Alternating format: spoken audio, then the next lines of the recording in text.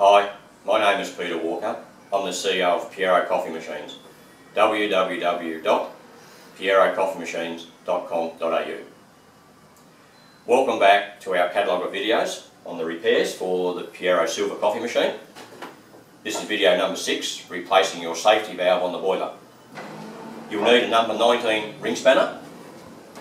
You go inside to where your boiler is and you loosen off the top component.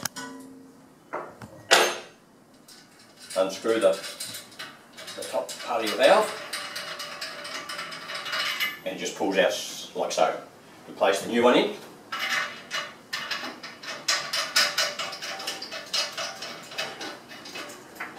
and tighten him up.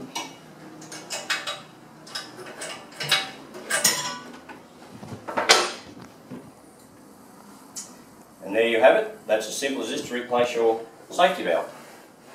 Thank you for watching video number 6 in our catalogue of videos. My name is Peter Walker. I'm the CEO of Pierro Coffee Machines. www.pierrocoffeemachines.com.au